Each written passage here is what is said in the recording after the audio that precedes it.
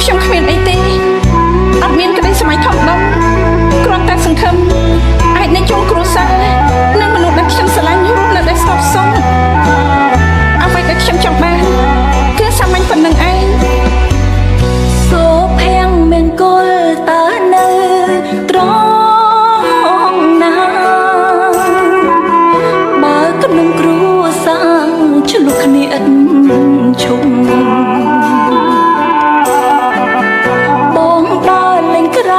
ដើរលេងដាច់យំតើបងមានអានិនចិត្តប្រពន្ធខ្លាំងទេ